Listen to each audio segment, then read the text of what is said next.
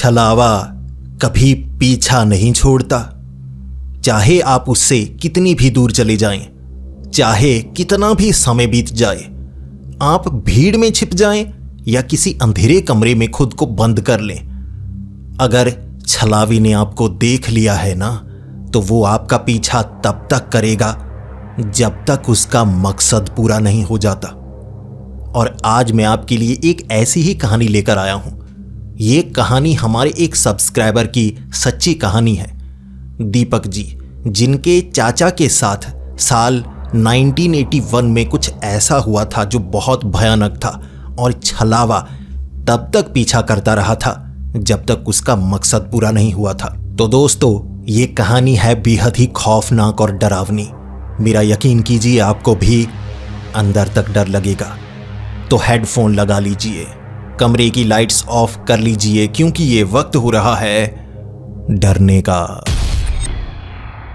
तो ये कहानी हमें भेजी है झारखंड से दीपक जी ने।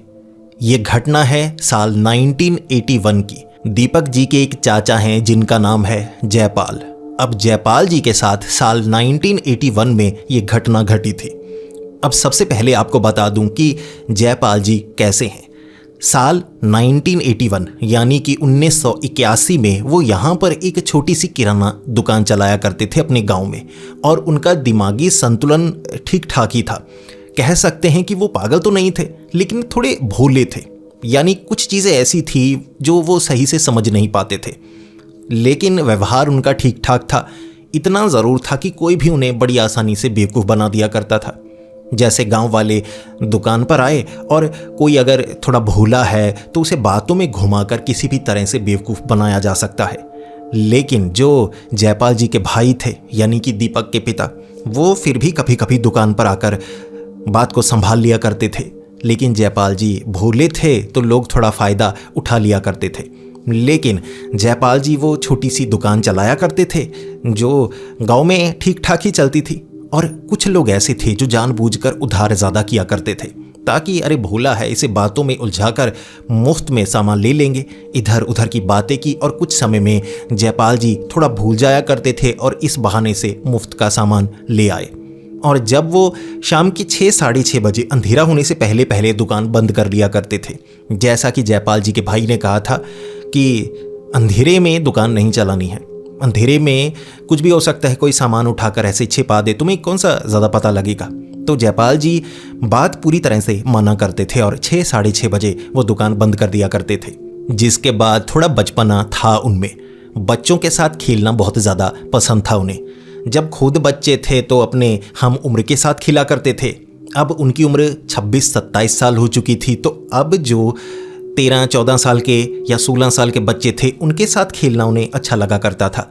तो 6:30 बजे दुकान बंद की और कुछ दोस्त बने हुए थे बच्चे, उनके साथ तालाब में नहाने के लिए चले गए, गांव में घूमने के लिए चले गए, पास के बागान की तरफ चले गए। तो ये इस तरह से 8-9 बजे तक उनका जो पूरा दिन था ये निकला करता था। अब ये जो घटना थी उनके साथ इस तरह घटी कि वो अपने दोस्तों के साथ थे। वक्त होगा 7 बजे का। एक तालाब के पास वो बैठे हुए थे। थोड़ा थोड़ा अंधेरा होना शुरू हो चुका था। अब 3-4 वो लड़के थे, लेकिन एक आदमी था जो गांव का रहने वाला था, जो ज़्यादातर सिगरेट बीड़ी लेने के लिए दुकान पर आया करता था। उस समय जो जयपाल जी थे उन्होंने पहचान लिया। अब वो आदमी भी साथ में आकर बैठ गया, और जयपाल जी को वो कब से कह रहा था, पिछले 1-2 महीने से, कि दे दूंगा यार उधार, बस पैसे आने वाले हैं, दे दूंगा, पैसे आने वाले हैं, दे दूंगा। उसे लगा था कि जयपाल भूल जाएगा, लेकिन भाई ने बताया था जयपाल को कि लिख लिया करो डायरी में किसको कितने रुपए दिए हैं, इससे काम आसान हो जाता है। कभी कभी याददाश्त इंसान की ठीक नहीं होती। तो जयपाल जी लिख लिया करते थे, और हमेशा जो लिखा होता वो याद करने की कोशिश करते रहते कि पैसे घर भी आने हैं, सामान लेकर आना है। तो वो आदमी तालाब के पास बैठा था, बीड़ी सिगरेट कुछ पी रहा था, और जो डिब्बी थी वो कोई और थी जो जयपाल जी नहीं बेचा करते थे, यानी उसने कहीं और से ली है। जयपाल जी को थोड़ा गुस्सा आया और जयपाल जी कहने लगे, मुझे मेरे पैसे दे, देख तो कहीं और से भी खरीदता है, उन्हें भी पैसे देता है, मुझे सुनने को मिला है, तो मेरे पैसे वापस कर दे। अब उसने जयपाल जी को इस तरह से बातों में घुमाया कि बाकी दोस्त वहाँ से जा चुके थे। आधा घंटा वहाँ पर लगा, और उसने कहा, यार मेरा भाई है, विदेश से आया है, जंगल में गया है, दैल घाटी के करीब वहां दोस्तों के साथ कैंपिंग कर रहा है। वैसे ही आग जलाकर खाना खा रहे होंगे। यार उनसे ले ले पैसे, मैं उनसे लेता हूं। अब उसने मजाक किया था, लेकिन उसे ये अंदाज़ा नहीं था, एक भोला इंसान जो ये सोचेगा अरे इसने कहा है तो वहाँ से पैसे भी लेंगे, अरे भैया डांटते रहते हैं, मैं पैसे लेकर आता हूँ। अब उस इलाके में जो दैल घाटी थी उसे रहस्यमय जगह कहा जाता था। वहाँ जो भी लोग जाते थे उन्हें अजीब से एहसास होते थे, जैसे उस जगह को भूतिया कहा जाता था। तो कभी किसी को कोई मरा हुआ इंसान जो जिंदा घूम रहा है वो दिख जाया करता था, कभी कभी वहाँ पहाड़ दिख जाया करता था, यानी अजीब घटनाएं होती थी। तो लोग जो दैल घाटी थी वहाँ जाने से डरते थे। लेकिन जयपाल जी दैल घाटी की तरफ बढ़ने लगे। लगभग 2 किलोमीटर था, पगडंडी बनी हुई, दिन के वक्त कभी कभी लोग जाया करते थे। लेकिन अब अंधेरा हो चुका था और लालटेन लिए जयपाल जी दैल घाटी पहुंच चुके थे। अब वो ढूंढ रहे कोई आग जलाकर बैठा हो। अरे उस आदमी ने बताया उसका भाई आया है विदेश से। तो वो ढूंढने लगे और उन्हें अंदाजा तक नहीं था कि उन्हें ऐसा कुछ देखने को मिलेगा। जो जयपाल जी थे उन्होंने देखा कोई पेड़ पर लटका हुआ है।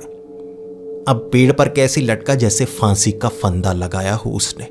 तो जो जयपाल जी थे घबरा गए, अरे ये क्या। लेकिन वो हिल रहा था, ऐसा लग रहा जैसे सिर्फ फंदा यहां पर नहीं लगाया हो, कंधे भी बांधे हों टाइप, क्योंकि अगर कोई फांसी का फंदा लगाएगा वो तो मर जाएगा ना। लेकिन वो हिल रहा था। जिसके बाद जैसे ही जयपाल जी करीब गए, बड़ी अजीब बात हुई। जो रस्सी थी ना जो गले से जैसे लिपटी हुई, वो उसकी बाजू बन गई। जैसे अजीब सा कुछ दृश्य नजर आया, जिसे इल्यूजन कह सकते हैं, और वो आदमी औरत में बदल गया। ऐसा इल्यूजन हुआ, बड़ा डरावना सा।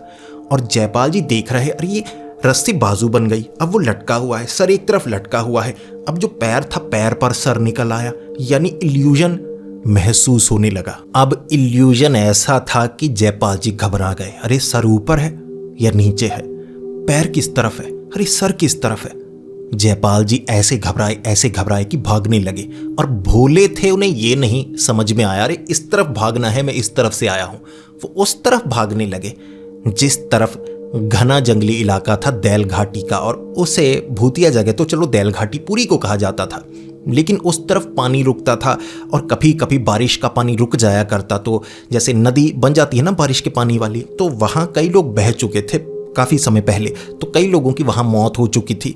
अब उन घटनाओं को भी भूतिया घटनाओं से जोड़ा जाता था, जी इस कारण मारे गए, उस कारण मारे गए। तो वहाँ जाने से लोग डरते ही थे, कब पानी आ जाए क्या पता, बारिश तो होती रहती थी। तो जयपाल जी उस तरफ भागे, उससे डर के जो उन्हें उस पेड़ पर नजर आया था। भागते गए और उन्हें ऐसा महसूस हो रहा कि कोई पीछे है। दूर से आ रही जंगल की वो आवाज़ें इंसान को भ्रमित करती हैं।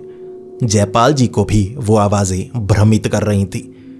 जयपाल जी भागते भागते एक ऐसी जगह पर पहुंचे जहां जो बरगद और पीपल के कुछ पेड़ थे, इतने घने लगे हुए। और जो बरगद का पेड़ होता है ना, उसकी लटें, और कहते हैं बरगद का पेड़ छोटा ज़रूर नज़र आता है, जैसे कुछ हिस्से तक कई मीटर तक फैला हुआ होता है वो, लेकिन उसकी जड़ें बहुत दूर तक होती हैं। कई जगह वही पेड़ निकला होता है, लगता है 3-4 पेड़ हैं, 10 पेड़ हैं, 20 पेड़ हैं, असल में वो एक पेड़ होता है। तो ऐसे कई जड़ें भी निकली होती हैं, दीवारें सी बनी होती हैं। तो ऐसे इलाके में जयपाल जी पहुंच चुके थे और समझ में ही नहीं आ रहा यहाँ से निकलने का रास्ता क्या है।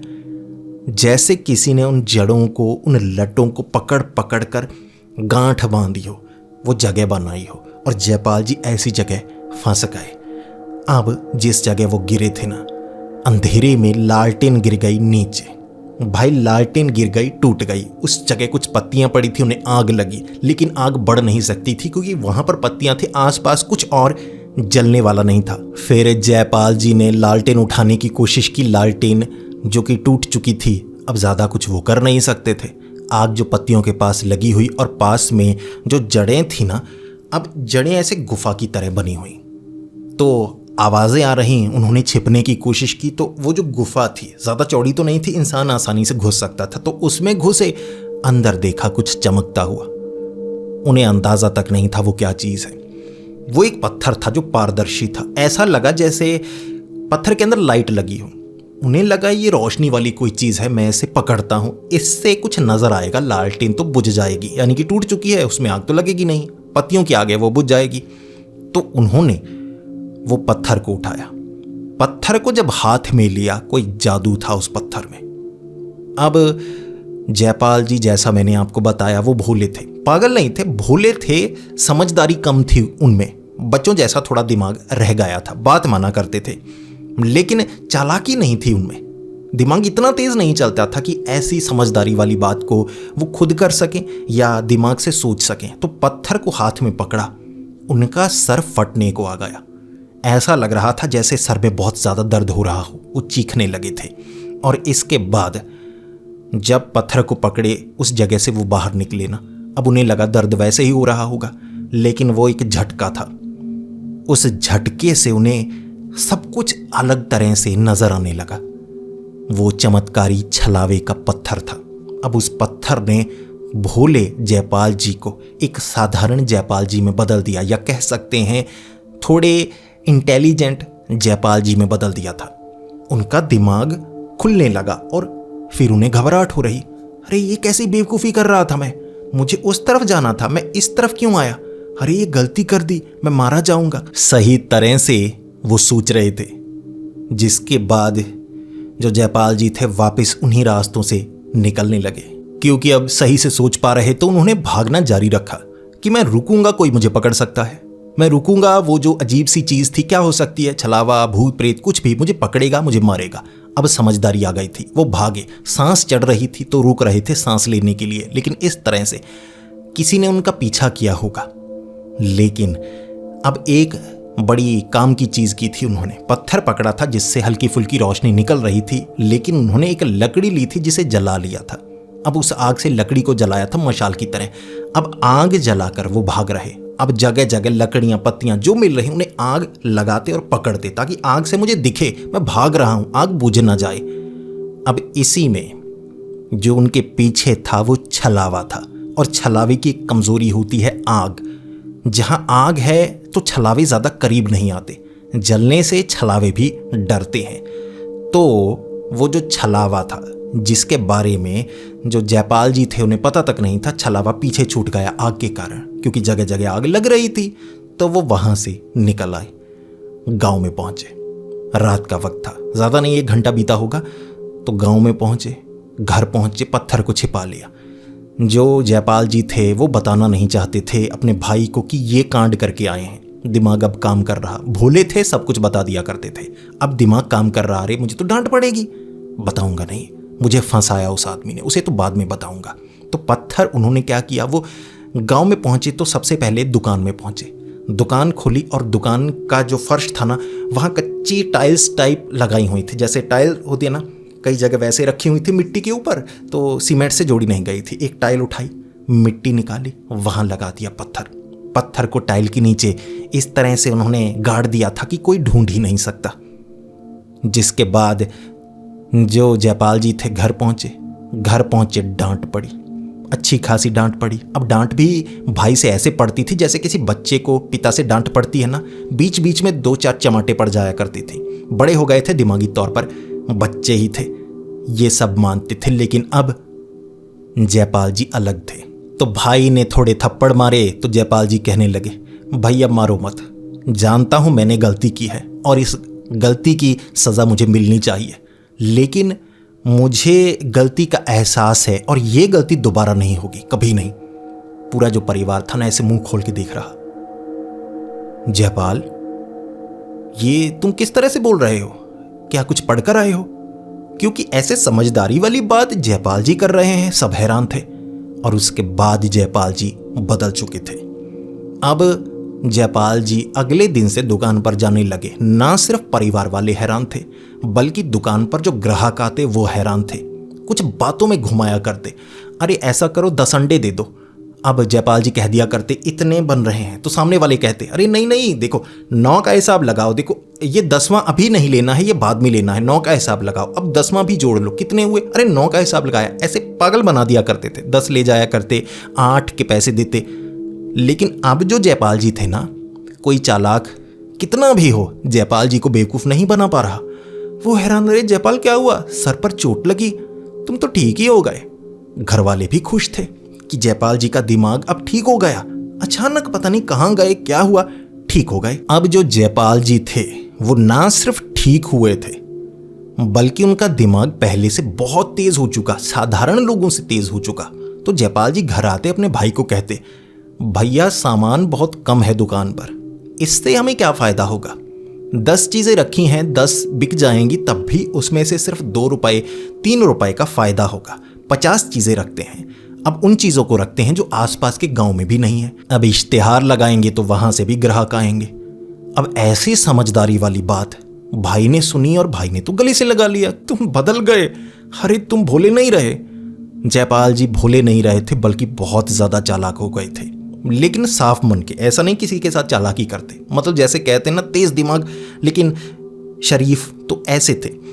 अब अपनी दुकान बड़ी कर रहे, सब्जी रखने लगे, बाकी जो जनरल स्टोर में सामान रखा जाता है प्लास्टिक का, लकड़ी का, हर तरह का सामान, अब दुकान को बड़ा कर लिया। आसपास कुछ जगह थी गोदाम की तरह रख लिया, तो 2 लड़के काम पर रख लिए। दिमाग इतना तेज चलने लगा, सब खुश कि काम ही बहुत अच्छा चलाना शुरू कर दिया। दिमाग खुला और ऐसे खुला कि चमत्कार हो गया। परिवार वाले कह रहे थे वहाँ मंदिर में माथा टेक कर आए हैं तो वहाँ से भगवान की कृपा हो गई, लेकिन जयपाल जी सच नहीं बता सकते थे। उन्हें पता था दुकान पर खड़े वक्त वो सोचा करते, वो जो नीचे पत्थर है ना, जब से मैंने छुआ है मेरा हुआ है, ये सब कुछ हो रहा है। किस्मत भी बदल गई थी, क्योंकि इंसान की बुद्धि इंसान की किस्मत को आकर्षित करती है। हमारी बुद्धि अगर उसका स्तर ऊंचा होगा तो किस्मत भी अपने आप तेज होगी। सब बुद्धि पर निर्भर होता है। अब उनके पास एक साइकिल आ गई थी, क्योंकि दुकान ठीक ठाक चलने लगी थी। 1-1.5 महीने में उन्होंने साइकिल ली, एक पुराने वाली। भाई को कह दिया कि मैं साइकिल चलाकर शहर की तरफ जाऊंगा और सामान लेकर आऊंगा। कुछ सामान जो व्यापारी हैं यहाँ तक नहीं पहुँच जाते, चालाक है, पुराना देते हैं। भाई को लगा अरे साइकिल लेकर शहर चले जाओगे, शहर में चालाक लोग हैं। तो जयपाल जी ने कहा अब कोई फ़र्क नहीं पड़ता, मैं संभाल लूँगा। अब वो साइकिल से 1-2 बार शहर की तरफ दोपहर के वक्त गए होंगे। दुकान रात के वक्त तक वो बंद कर लिया करते थे, रूल वही वाला था। अब दोपहर के वक्त वो घटना घटे 1.5 महीना हो चुका था।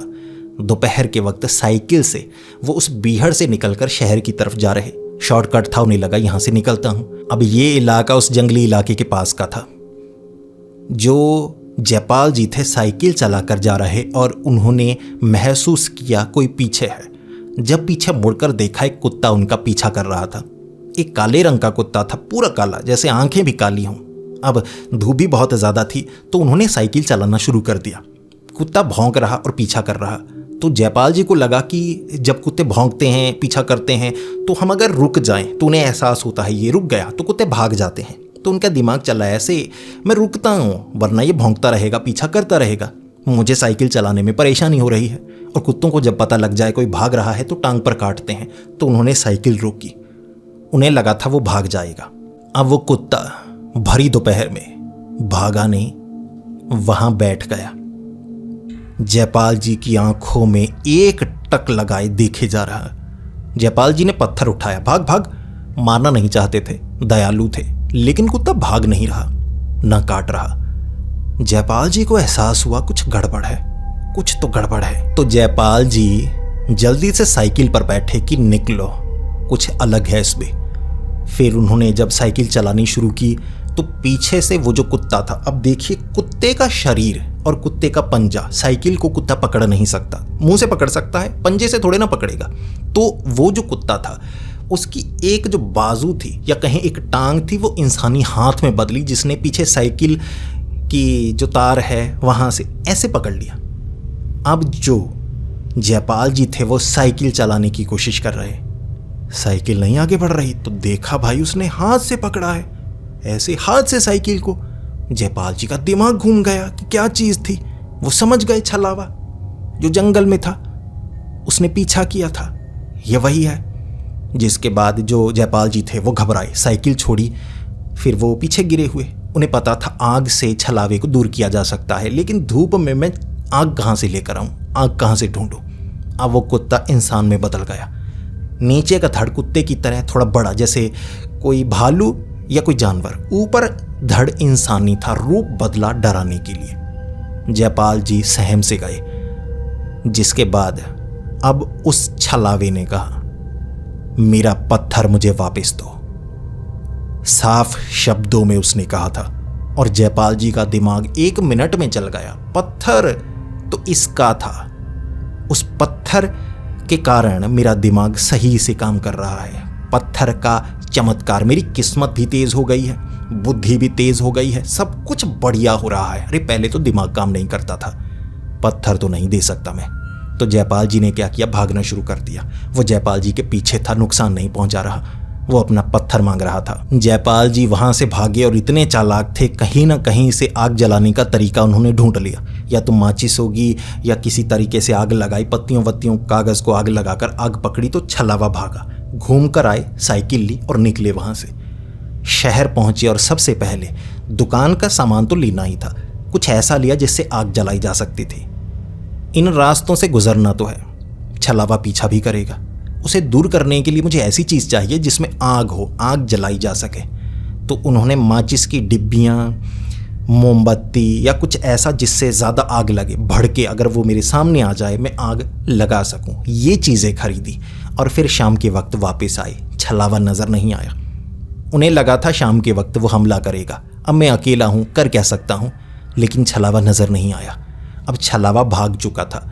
तो जो जयपाल जी थे वापस आए। बताया किसी को नहीं, क्योंकि बताते तो पूरी पोल खुलती। शुरू से वो पत्थर छलावे का है। छलावा रास्ते तक आ गया। उस रास्ते पर छलावा नजर नहीं आता था, लेकिन उसने पहचान की थी। छलावे पीछा नहीं छोड़ते जब तक उनका मकसद पूरा नहीं होता। तो जंगल से उस रास्ते तक छलावा आ चुका था। जयपाल जी को लगा था छलावा भाग गया, अगर दोबारा आया आग जलाकर मैं उसे डरा दूंगा, भगा दूंगा। लेकिन उन्हें अंदाजा नहीं था छलावा पीछा नहीं छोड़ेगा जब तक मकसद पूरा नहीं होता।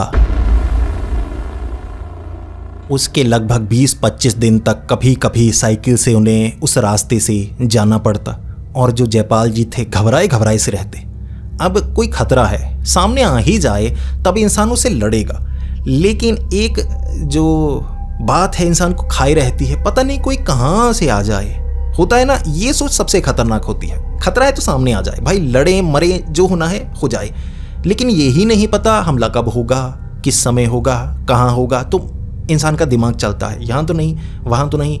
तो 20-22 दिन बड़ी मुश्किल से निकले और जयपाल जी समझ चुके थे ऐसे काम नहीं बनेगा, पता नहीं कब हमला करते। वो अपना पत्थर वापस लेगा, मैं दूंगा नहीं, वो मेरे काम का, मेरी ज़िंदगी बदली है उस पत्थर ने, मैं नहीं देने वाला।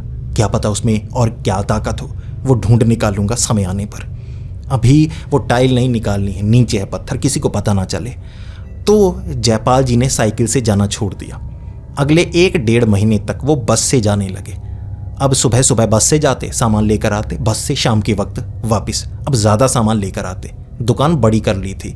अब अपने भाई को भी कहते कि शाम के वक्त आप भैया दुकान पर आ जाया कीजिए, भीड़ बहुत होती है, लड़के काम नहीं करते, मुझे लगता है कुछ चुराते भी हैं, आप रहेंगे, घर वाले रहेंगे तो अच्छा रहेगा। अब जो जयपाल जी के बड़े भाई थे वो भी काफ़ी ज़्यादा खुश कि घर का ही काम चलने लगा है। अरे हम इसे मंदबुद्धि समझते थे, ये तो बड़ा चालाक है, ये तो एक बड़ा बिजनेस बना देगा इस तरह से, हमने कभी सोचा नहीं था। तो जयपाल जी बस से जाते सुबह, शाम के वक्त वापस आते। इस बार वापस आते समय उन्हें थोड़ी देर हो गई, क्योंकि वो मसाले रखना चाहते थे, कहीं से मसाले लिए थे तो ज़्यादा समय हो गया। बोरी बंद की बस में पीछे बैठे थे, उन्हें अंदाज़ा तक नहीं था। अब उनके बिल्कुल साथ में आकर कोई बैठ गया तो वो एक साइड में हुए, फिर मुस्कुराए, फिर कोई अनजान है, पता नहीं आगे की तरफ जा रहा होगा, उन्होंने ज़्यादा सोचा नहीं था। जैसे ही जयपाल जी अपने चीज़ों की तरफ ध्यान दे रहे कि कुछ इधर उधर हिल ना जाए, जो थैला है थोड़ा ढीला बांधा है मैंने, जो बस है वो चल रही है तो झटके पड़ रहे हैं, झटकों के कारण सामान निकल कर बाहर गिर ना जाए। तो जयपाल जी ऐसे सामान की तरफ बार बार देखते, बाहर देखते, फिर उस आदमी ने कान में आकर कहा, पत्थर जिंदा रहते हुए देना चाहोगे या तुम्हें मार कर मैं ले लूं? जब ये बात सुनी ना, जो जयराम जी थे ऐसे देखा, ऐसे घबरा गए, हे भगवान ये क्या। वो एक आदमी था जो पहले जवान सा था, अब चेहरा जैसे ऐसे लटकने लगा और ऐसे आंखें निकाल कर मुस्कुराने लगा। तो जयपाल जी घबरा गए और 1 मिनट में दिमाग चला, पत्थर मार डालूंगा, ये छलावा है, तो जयपाल जी चीज़ें ढूंढ रहे, क्या करूं, कैसे करूं कि इसे दूर भगाऊं, आग लगाऊं। तो जयपाल जी ने धक्का देने की कोशिश की, बचाओ बचाओ, शोर मचा दिया। बस वहां रुकी कि क्या हुआ। अब वो छलावा था जो जयराम जी को दिखा था, बस पर चढ़ा था, लेकिन कहाँ गायब हो गया। जयपाल जी ने कंडक्टर को बताया, ड्राइवर को बताया। अब उन्होंने देखा नहीं था कोई चढ़ा होगा पीछे, था तो हो सकता है बाहर छलांग लगा दी। जयपाल जी कह रहे वो छलावा था, रूप बदला, मेरे पीछे आया। तो वहाँ थोड़ा शोर शराबा हुआ।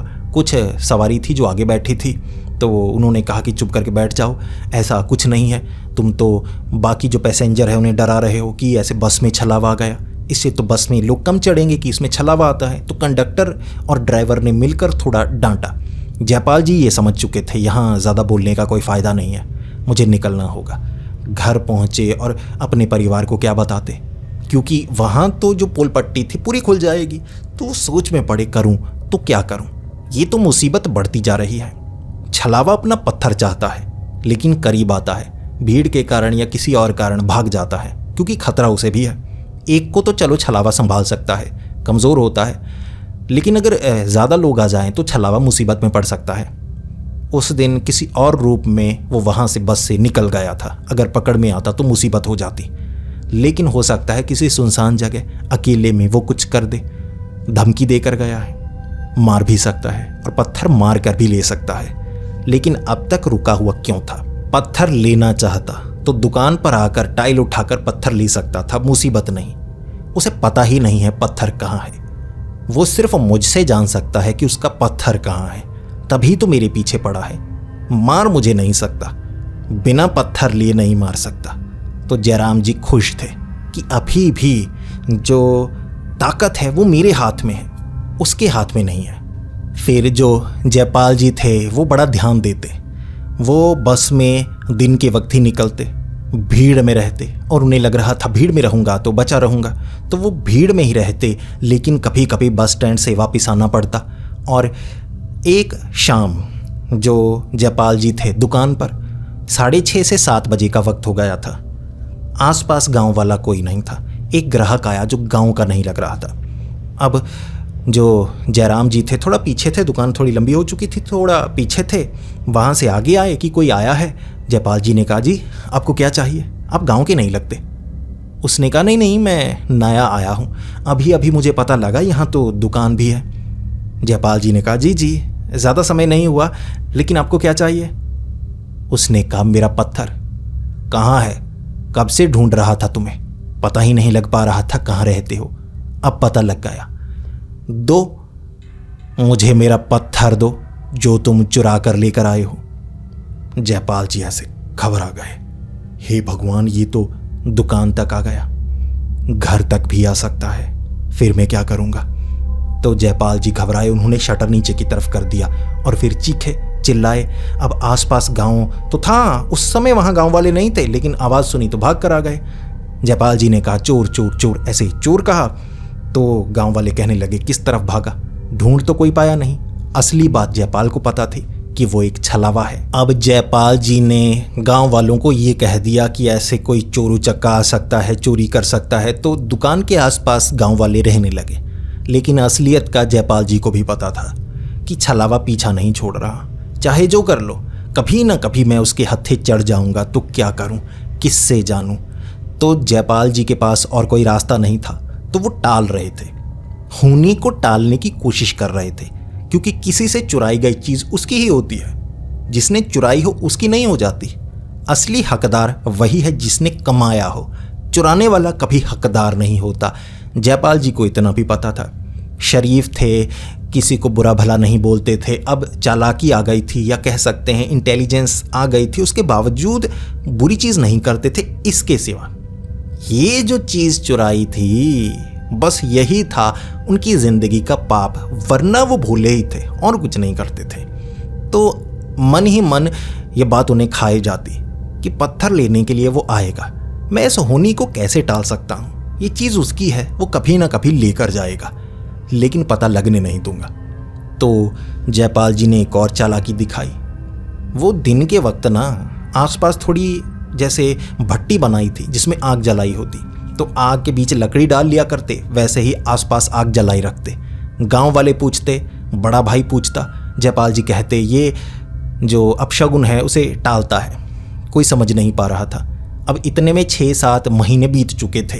ये घटनाएं 6-7 महीने में हुई थीं और 6-7 महीने जो जयपाल जी थे उन्होंने तरक्की भी काफ़ी की थी, दुकान बड़ी की थी, घर वाले खुश थे कि चलो सब कुछ ठीक हो गया है, भगवान की कृपा है। अब जयपाल जी भगवान पर भी बहुत ज़्यादा भरोसा करते थे, तो परिवार वाले भी बहुत ज़्यादा भगवान पर भरोसा करने लगे थे। तो उन्हें तीर्थ यात्रा पर जाना था। पूरा परिवार, जो भाई का परिवार था वो तीर्थ यात्रा पर जाना चाहता था। तो इस तरह से जो जयपाल जी थे उन्होंने कहा मैं दुकान बंद नहीं कर सकता, आप जाना चाहते हैं तो जा सकते हैं। तो पूरा परिवार उस समय बाहर गया था, जयपाल जी अकेले थे। तो जयपाल जी दुकान जल्दी ही बंद करके वापस आ चुके थे। जब वो वापस आए, घर में अकेले थे, वक्त रात का। अब उनका घर जो नया वो बना रहे थे घर के पीछे, तो आगे जो कुछ हिस्सा था उसके पीछे गली से निकल कर जाने का रास्ता। अब वो जगह बिल्कुल खाली, घर में कोई है आवाज़ लगाएगा तो दूर से कोई आएगा, गली बिल्कुल खाली थी, गांव की गली। तो घर में वो अकेले थे। उस समय छत से आवाज़ आई, कोई छत बनवाई होगी, लोहा सरिया वगैरह कुछ ऐसा पड़ा था छत के ऊपर। तो जैसे ही ऊपर से आवाज़ आई, जो जयपाल जी थे उन्हें लगा कि छत पर बिल्ली है। अरे दरवाज़ा खुला रह गया, अरे अरे बिल्ली कुछ उठा लेगी, कुछ गिरा देगी, मैं देख कर आता हूँ। जयपाल जी पहुँचे छत पर। जब छत पर पहुँचे तो उन्होंने देखा कि बिल्ली है, सच में बिल्ली थी। जयपाल जी ने भगाने की कोशिश की, बिल्ली भागी नहीं। उन्होंने कोई सरिया उठाया, आगे बढ़े, बिल्ली ने ऐसे रूप अपनाया, बिल्ली बन गई इंसान, काले रंग का इंसान, और ऐसा जैसे परछाई हो लेकिन गीली चमकदार। जयपाल जी ऐसे मुंह खुला और घबराए हुए थे। अब जयपाल जी उस समय स्तब्ध से हो गए और सामने से उस छलावे ने कहा था, चुराई गई चीज़ तुम्हारी नहीं है, चाहे तुम जितना भी भागने की कोशिश करो, जितना भी छिपने की कोशिश करो, अब मैं घर तक आ गया हूँ। अब तुम मेरी परीक्षा ले रहे हो, मैं किस हद तक जा सकता हूँ, मुझे मेरी चीज़ वापस चाहिए। जयपाल जी अब झगड़ा नहीं करना चाहते थे, शोर शराबा नहीं करना चाहते थे। वो नहीं चाहते थे कि वो दोबारा पागल साबित हो जाएं। कुछ लोग भोला कहते थे, कुछ तो पागल ही कहते थे। तो अपनी इज्जत जो वापस पाई है उसे खोना नहीं चाहते थे।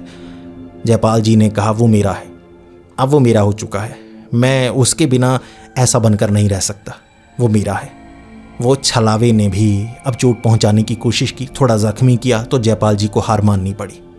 अब उस छलावे को ये नहीं पता था पत्थर कहाँ है, इसी कारण वो पीछा कर रहा, मार नहीं पा रहा।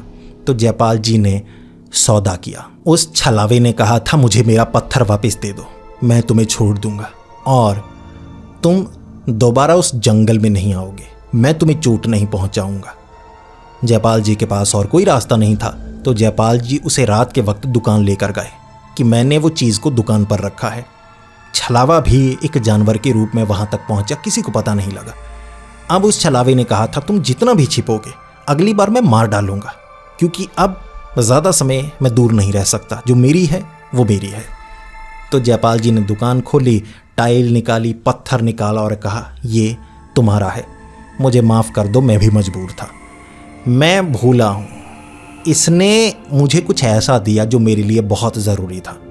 और फिर छलावे ने उस पत्थर को जब अपने हाथ में पकड़ा, फिर जयपाल जी को कहा ये जिसका है उसी को देता है, जिसका नहीं है उसे कुछ नहीं देता। तो जैसे ही छलावे ने उस पत्थर को पकड़ा, छलावा खुश, और जयपाल जी का बिल्कुल वही हुआ जो वो पहले थे वैसे बन गए। और फिर छलावे ने कुछ ऐसा किया था, वो मारा था जैसे मुंह पर मारा था और बेहोश हो गए थे जयपाल जी। उसके बाद दुकान खुली है, गांव में कोई निकलते वक्त देख रहा होगा, चोरी तो नहीं कर रहा कोई, तो उसने थोड़ा शोर मचाया। उन्होंने दुकान पर देखा कि जयपाल जी अरे गिरे पड़े हैं, कोई चोर तो नहीं था। जयपाल जी अब दिमागी रूप से वैसे हो चुके थे, अरे छलावा आया था, छलावे ने मारा, रोने लगे बच्चों की तरह। गांव वाले हैरान, ये चल क्या रहा है। जयपाल जी ने सबको पूरी कहानी बताई और जयपाल जी को देखकर बच्चे डर रहे थे। जयपाल जी का जो आधा चेहरा था ना, ये यहाँ काला बन गया, जैसे काले रंग का बर्थ मार्क होता है, काला काला शरीर पर कभी कुछ लोगों के बर्थ मार्क होता है, तो ऐसे पूरा मुंह ना आधा काला, बर्थ मार्क की तरह।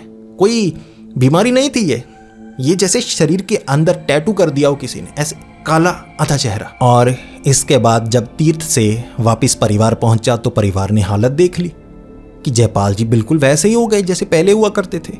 लेकिन भोले थे तो पूरी कहानी सुनाई, क्या क्या हुआ, कैसे कैसे हुआ था। मैंने पत्थर छिपाया था, हंसकर बताते। फिर उनका दिमागी संतुलन पूरी जिंदगी वैसा रहा जैसा बचपन से था। उस पत्थर ने उन्हें जो इंटेलिजेंस दी थी, जो सोचने की शक्ति और जो किस्मत दी थी, वो वापस छलावे के पास चली गई। अब छलावा उन जंगलों में कहीं और चला गया होगा, पत्थर कहीं और होगा, जिसके बारे में किसी ने ज़्यादा जानने की कोशिश नहीं की। लेकिन इतना है कि जो जयपाल जी हैं उनके चेहरे पर वो निशान हमेशा के लिए रह गया और वो उसके बाद भोले बन गए और दुकान जो बड़ी की थी उसे भाई चलाने लगे, ना कि जयपाल जी। अब इस तरह से ये परिवार की जो कहानी थी वो आगे सुनाई जाने लगी।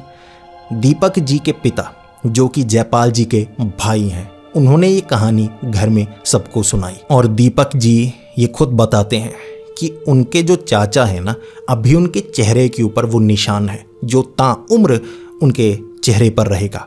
अब उनकी उम्र काफ़ी ज़्यादा हो चुकी है, भोले हैं, कुछ चीज़ों को समझने में अब और ज़्यादा परेशानी हो रही है क्योंकि बचपन से ही ऐसे थे। बस कुछ समय के लिए वो जो बिज़नेस खड़ा किया था ना, जो गांव में उनकी अभी दुकानें हैं, वो कैसे बनी, ये दीपक के पिता इस तरह से बताते हैं। तो दोस्तों, आपको ये कहानी कैसी लगी प्लीज़ कमेंट्स में ये ज़रूर बताइएगा, क्योंकि मैं आपके विचार जानना चाहता हूँ। मैं इतनी लंबी कहानियाँ आपके लिए लेकर आता हूँ, ये मेहनत मैं इसलिए करता हूँ ताकि आपका प्यार मिल सके और आप अपना प्यार कमेंट्स के ज़रिए ज़रूर दिया करो। मैंने आपका मनोरंजन इतने लंबे समय तक किया है, आपकी कमेंट्स पढ़कर मुझे भी आनंद मिलता है, तो मेरा भी थोड़ा सा मनोरंजन आप कर सकते हैं। अच्छी अच्छी कमेंट्स ज़रूर कीजिए। कहानी पसंद आई तो वीडियो को लाइक कीजिए, बहुत ज़्यादा पसंद आई तो दोस्तों के साथ शेयर कीजिए।